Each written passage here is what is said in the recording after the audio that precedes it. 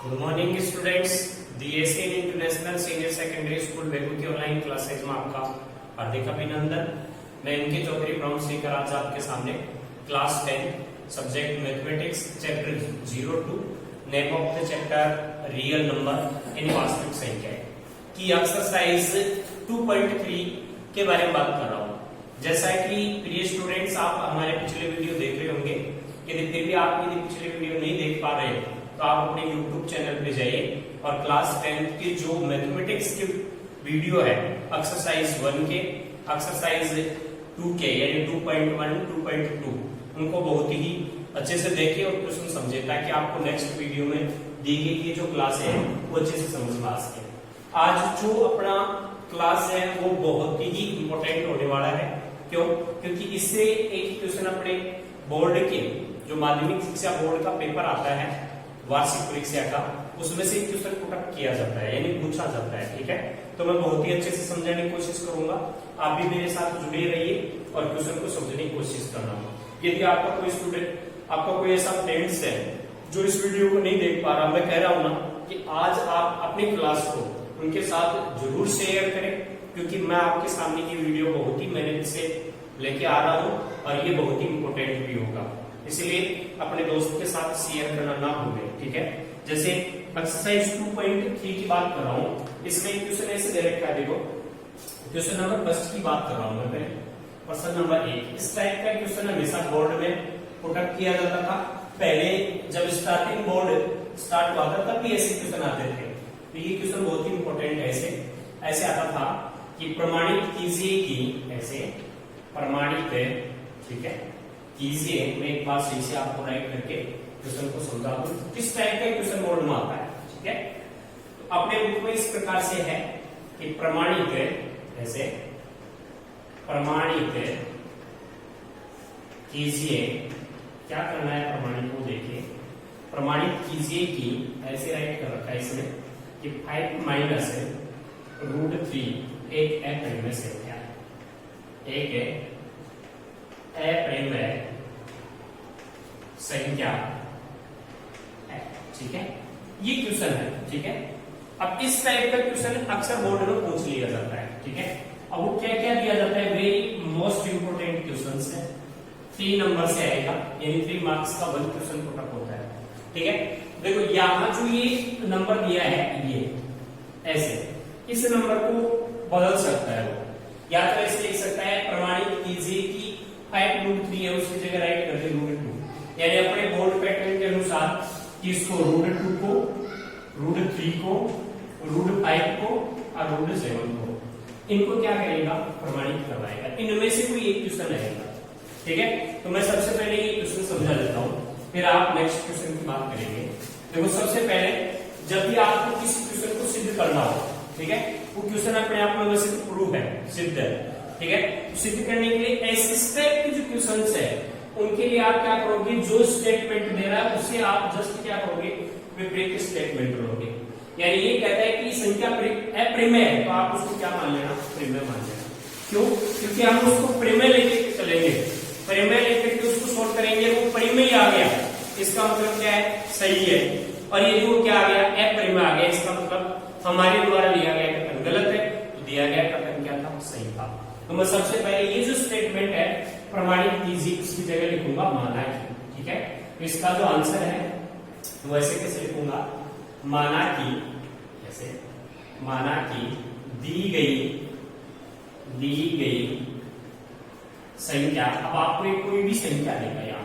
ठीक है, जैसे ये दे गया कि 5 को √3 दे दिया। ठीक है, 5 माइनस √3 हो सकता है आपको इन्हीं की जगह ऐसे भी राइट कर दे, √2 दे दे, √3 दे सकता है, √5 दे सकता है या √7, इनमें से कोई एक नंबर देगा। ठीक है, तो हम ऐसे लिखेंगे कि माना कि दी गई संख्या, अब आपको जो संख्या दे रखी कौन सी है, 5 माइनस √3, एक क्या है, अगले ने अप्रिमेय दिए तो आप उसका उल्टा कथन मानो ताकि अपन उसको सिद्ध कर सके। तो मैं इसको क्या कहूंगा, एक प्रिमेय संख्या मानूंगा। ऐसे ये क्या है, एक प्रिमेय संख्या है, ये मैं मान लेता हूं। अब बात ऐसे आती है सर इसको किस प्रकार से समझेंगे। देखो सबसे पहला स्टेटमेंट, आप दिए गए स्टेटमेंट का विपरीत स्टेटमेंट उसको मानोगे। यदि अगला अप्रिमेय सिद्ध करवा रहा है तो आप उसको क्या मान लोगे, प्रीमियम मान लोगे। ये लो मैंने प्रीमियम मान लिया। अब आपके अकॉर्डिंग ये जो नंबर है वो क्या बन चुका है, प्रीमियम बन चुका है। और क्वेश्चन के अकॉर्डिंग ये क्या बन रहा है, प्रीमियम बन रहा है। ठीक है, तो हमने इसको प्रीमियम मान लिया। तो प्रीमियम संख्या को हम किसके द्वारा रिप्रेजेंट करते थे, तो आप यहां डाल दोगे प्रीमियम संख्या की परिभाषा के अनुसार। वैसे लिखेंगे कि प्रीमियम संख्या की, ऐसे प्रीमियम संख्या की परिभाषा, ऐसे परिभाषा के अनुसार, ठीक है, के अनुसार। अब यानी जो भी स्टेटमेंट हम सिद्ध करेंगे वो सब किसके अकॉर्डिंग करेंगे, प्रीमियम संख्या के अकॉर्डिंग। अब प्रीमियम संख्या की परिभाषा क्या बताती है कि वे सभी संख्याएं प्रीमियम संख्याएं होती हैं जो क्या हो, p बटे v q के रूप में हो। तो दी गई संख्या को आप क्या कर लेना, p बटे v q के बराबर मान लेना। तो p बटे v q के बराबर क्या है, 5 माइनस √3 है, ये लो, ठीक है। ऐसे लिखेंगे प्रीमियम संख्या की परिभाषा के अनुसार। अब प्रीमियम संख्या की परिभाषा क्या बताती है कि प्रीमियम संख्या वे संख्या होती है जिनको हम क्या करते हैं, p बटे v q के रूप में व्यक्त करते हैं, तथा q does not equal to क्या होता है, q does not equal to 0 होता है। और यहाँ क्या होता है, ऐसे लिखेंगे जहां ऐसे p और q, ऐसे p और q दोनों क्या होते हैं, पूर्णांक होते हैं, ऐसे पूर्णांक होते हैं। थोड़ा सही लिख देता हूं मैं, चलो p और q पूर्णांक होते हैं। ये क्या है, प्रीमियम संख्या की परिभाषा है। ओके, तो मैंने लिख दिया प्रीमियम संख्या की परिभाषा के अनुसार, यानी कि प्रीमियम संख्या की परिभाषा क्या बताती है, वे संख्या प्रीमियम संख्या होती है जो p बटे q के रूप में हो, q does not equal to 0 तथा p और q दोनों क्या होने चाहिए, पूर्णांक होने चाहिए। ठीक है, तो मैंने दी गई संख्या को p बटे q के रूप में मान लिया। ठीक है, इसको आप समीकरण दे देना। अब अपना उद्देश्य होगा, ये जैसे ही फर्स्ट समीकरण आ रहा है इसमें आप क्या करोगे, आपके पास केवल जो रूट की संख्या है उसको वन साइड राइट करोगे, बाकी इसके साथ जो भी नंबर है उसको वन साइड राइट करोगे। यानी ये दो पक्ष बन गए, ये LHS और ये RHS। RHS पक्ष में अपने पास क्या होना चाहिए, रूट की संख्या होनी चाहिए। ठीक है, तो मैं क्या करूंगा, इस 5 को इधर ट्रांसफर कर दूंगा। ठीक है, तो मेरे पास ये देखो p अपॉन क्या था, q, 5 इधर आएगा तो माइनस का 5, इस पर क्या हो जाएगा, माइनस का रूट q हो जाएगा। अब मेरे पास यहाँ माइनस का मार्क से तो मैं क्या करूंगा, दोनों संख्याओं को माइनस से मल्टीप्लाई करवा दूंगा, यानी पूरी इक्वेशन को माइनस से मल्टीप्लाई करवाता हूँ। तो ये स्टेप ऐसे बन जाएगा, देखो 5 है माइनस ऐसे लिख दो p अपॉन q। ठीक है, ये लो p अपॉन q राइट कर दो, या ऐसे भी राइट करते हो तो कोई प्रॉब्लम नहीं। ठीक है, इसी को आप यहाँ से इसको क्या कर देना, इक्वेशन नंबर फर्स्ट दे देना, यानी ये समीकरण नंबर 1 हो गया। अब इस समीकरण 1 को देखने पर क्या रिजल्ट निकला, हमने इसको क्या माना है, प्रीमियम माना है। ठीक है, तो सीधी सी बात है, ये क्या कह रहा है कि यहाँ रूट जो 3 है, यानी कि p और q, p अपॉन q, ठीक है, इसका मान आ रहा है माइनस का √3। तो इस माइनस √3 में केवल p और q दोनों में क्या है, एक ही घनिष्ठ है, यानी एक के अलावा कोई इसका अतिरिक्त गुणनखंड नहीं है। तो हम लिखेंगे कि समीकरण 1 से क्या है, स्पष्ट है। ठीक है, क्या स्पष्ट है कि यहां p बाय q में, ठीक है, p बाय q में एक के अतिरिक्त कोई उभयनिष्ठ गुणनखंड नहीं है। ये लो, गुणनखंड नहीं है। ठीक है, यानी p और q में एक के अलावा कोई बलिष्ठ नहीं है यहाँ। ठीक है, अब हम क्या करेंगे, जैसे अपने पास इक्वेशन नंबर फर्स्ट आ जाए उसका क्या करेंगे, दोनों पक्षों से वर्ग कर देंगे। ठीक है, तो मैं ऐसे लिखूंगा समीकरण 1 का, जैसे समीकरण 1 का दोनों पक्षों से, जैसे दोनों पक्षों से वर्ग करने पर। ठीक है, सभी क्वेश्चनों में सेम ऐसी कैसी लैंग्वेज आएगी, आपको केवल इनको ध्यान रखना है कि यहाँ की भी संख्या क्या है। ठीक है, उसके अकॉर्डिंग क्वेश्चन को सोल्व करते जाना। लैंग्वेज ये की रहेगी, बस ये मान बदलता जाएगा। ठीक है, तो हमने लिखा समीकरण 1 से स्पष्ट है कि आप p और q में एक अतिरिक्त कोई बलिष्ठ गुणनखंड नहीं है। देखा समीकरण 1 का दोनों पक्षों से वर्ग करने पर, अब समीकरण 1 का दोनों पक्षों से आप वर्ग करोगे तो ये तो हो गया, देखो p अपॉन q माइनस 5 का होल स्क्वायर इज इक्वल, मैंने यहाँ माइनस √3 का स्क्वायर किया। ठीक है, तो ये स्टेप आ गया 3, इसको मैंने दे दिया क्या, इक्वेशन नंबर। ठीक है, यानी कि √3 का जो वर्ग है वो क्या बन गया, 3 बन गया। अब यहाँ जो इक्वेशन नंबर अपने पास क्या है, इससे स्पष्ट हो रहा है कि p का स्क्वायर q का स्क्वायर इनमें क्या है, एक उभयनिष्ठ संख्या है, किसके अलावा, इस एक के अलावा, क्या, 3। जबकि ऊपर क्या आ रहा था समीकरण 1 में कि हमारे पास √3 में एक के अलावा कोई उभयनिष्ठ संख्या नहीं है, तो ये अपना कथन माना गया था, ये कथन क्या हो गया, गलत हो गया। तो हम लिखेंगे यहां, जैसे यहां समीकरण 2 से क्या है, स्पष्ट है, क्या स्पष्ट है कि ऐसे स्पष्ट है कि p स्क्वायर व q स्क्वायर में एक के अतिरिक्त क्या है, एक के अतिरिक्त 3 एक उभयनिष्ठ गुणनखंड है। ठीक है, क्यों भाई, क्योंकि p स्क्वायर q स्क्वायर में एक के अलावा उभयनिष्ठ, इसका मतलब p और q में भी उभयनिष्ठ है। ठीक है, यानी p को q से डिवाइड करोगे तो डिवाइड करने पर आपको रिजल्ट 3 आ रहा है, इसका मतलब 3 उसमें क्या है, कॉमन है। ठीक है, तो ये हो गया। अब देखो ये स्पष्ट हो गया कि इक्वेशन 1 से स्पष्ट हो रहा है कि हमने माना इसको परिमेय संख्या, तो ये परिमेय संख्या है, इसका मतलब इसमें क्या है, p और q में केवल एक ही उभयनिष्ठ होना चाहिए।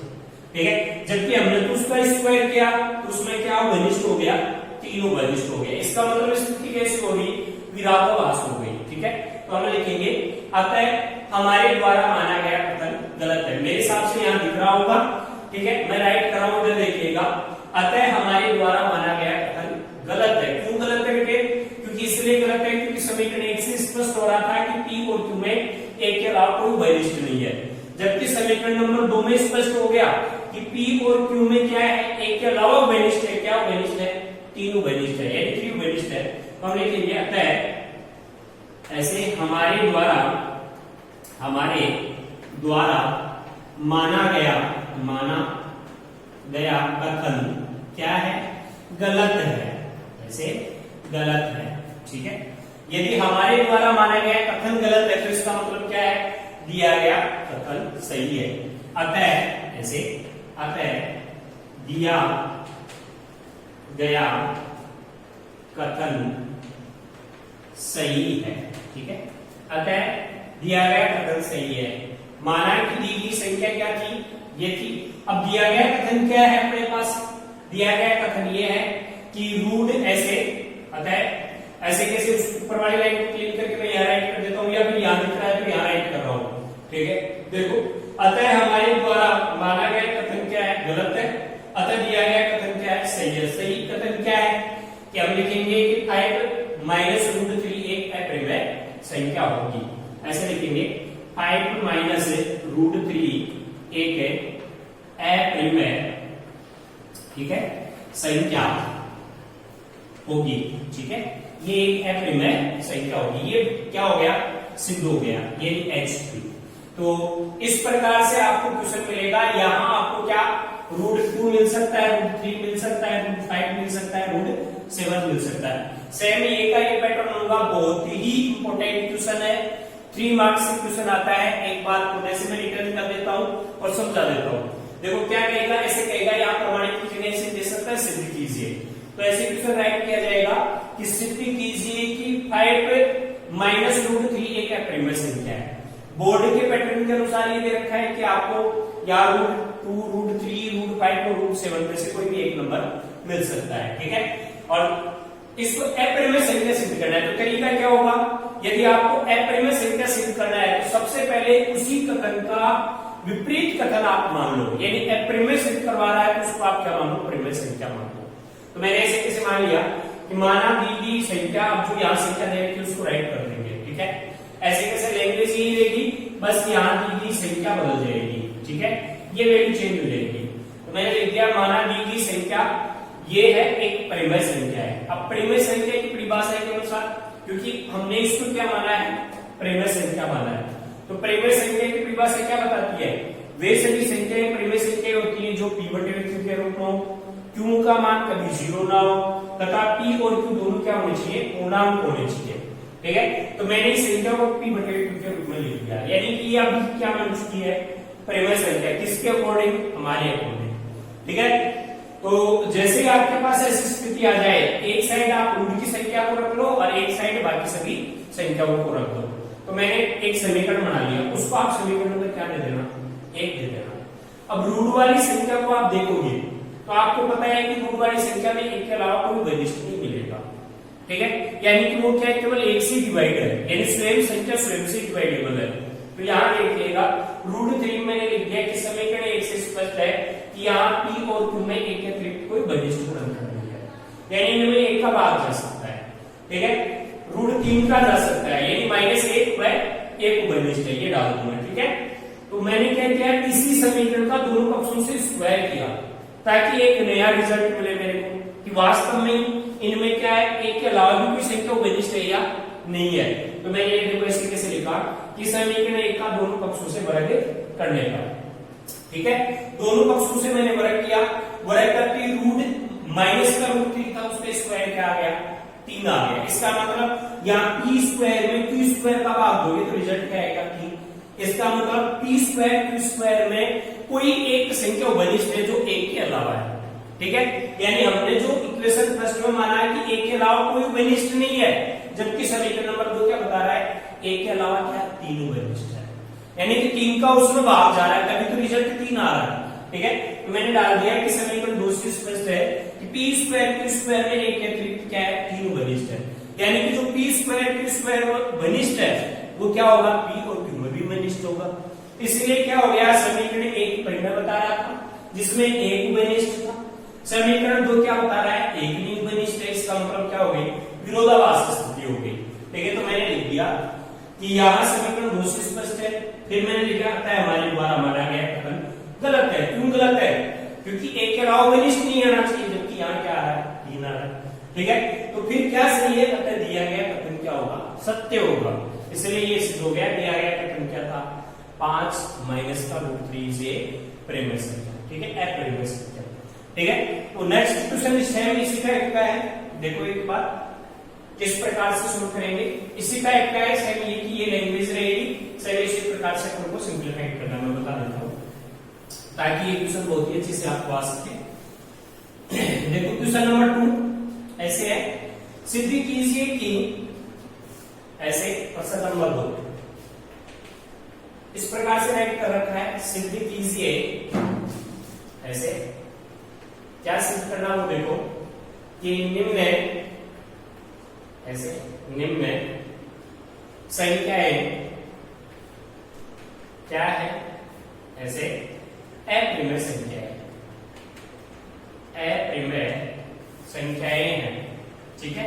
अब मैं एक बार थोड़ा सा आपको समझा दूं, ये लो है, देखो सबसे पहले इसके पार्ट दे रखे हैं।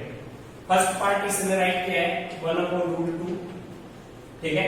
इसका सेकंड पार्ट इसने राइट किया है 6 + √2, ठीक है। और इसका थर्ड पार्ट इसने राइट किया है ऐसे क्या, 3 × √2, ठीक है। अब आप एक बार अच्छे से समझो। सबसे पहले इनमें से कोई भी एक एग्जांपल के रूप में अपन ले लेते हैं। देखो सबसे पहले मैं फर्स्ट क्वेश्चन नहीं दे रहा हूं, तो मैंने आपको क्या किया था ऐसे कि भाई यदि अपरिमेय संख्या सिद्ध करवाएगा तो अपन उसको क्या मानेंगे, परिमेय संख्या, ठीक है। तो हम क्या करेंगे सेम उसी तरह से इसके part number first, part number second और पार्ट नंबर थर्ड को सेम जैसे मैंने आपको फर्स्ट क्वेश्चन समझाया उसी तरह से सोल्व करना है। पहले इसको आप परिमेय मान लेना, परिमेय की परिभाषा के अनुसार सोल्व करोगे, फिर p/q के बराबर ये रख दोगे, फिर इनको क्या करोगे, वर्ग करोगे, वर्ग करने पर आपके पास अलग इक्वेशन आएगा। फिर समीकरण 1 और 2 की तुलना करना, आपने जो बताया वो वरिष्ठ है या नहीं है, यदि नहीं है तो इसका मतलब क्या है, विरोधाभास स्थिति आ गई। विरोधाभास स्थिति आ रही, इसका मतलब अपने द्वारा माना गया कथन क्या है, गलत है, दिया गया कथन क्या होगा, सही होगा। तो प्रिय स्टूडेंट्स ये जो क्वेश्चन है, ठीक है, इसके पार्ट नंबर 3 है वो आपके लिए SW में दे रहा हूं, तो आप सेम जैसे मैंने फर्स्ट क्वेश्चन को सोल्व करवाया उसी तरह से लैंग्वेज को अच्छे से लिखना और इस क्वेश्चन को सोल्व करना। मेरे द्वारा दी गई क्लास आपको समझ में आई होगी। मैं आशा करता हूं कि आपको जो भी वीडियो दिया जाएगा वो बहुत ही अच्छी तरीके से समझाया जाएगा। फिर भी यदि उसमें किसी प्रकार की आपको कोई प्रॉब्लम क्रिएट हो रही हो, यानी कोई बात समझ में नहीं आ रही हो, तो बेझिझक आप क्या कर सकते हो, अपने स्कूल के नंबर पे कांटेक्ट कर सकते हो और अपनी प्रॉब्लम शेयर कर सकते हो, ताकि आपकी जो प्रॉब्लम है वो नेक्स्ट वीडियो में आपके साथ शेयर की जा सके। मैं सभी स्टूडेंट से अनुरोध करूंगा एक बार फिर से कि ये जो क्लास है बेहद इंपॉर्टेंट है, क्योंकि इससे बोर्ड से हमेशा क्वेश्चन अटेंड किया जाता है। इसलिए इस क्लास को आप भी देखिए तथा आपको अच्छी लगे तो अपने अन्य जो भी फ्रेंड्स है, दोस्त, उनके साथ शेयर करना ना भूलें तथा अपने YouTube चैनल को सब्सक्राइब कीजिए ताकि आपको नोटिफिकेशन मिल सके कि जैसे अपनी क्लास अपलोड की जाती है आपको सबसे पहले सूचना मिलेगी। थैंक यू, धन्यवाद।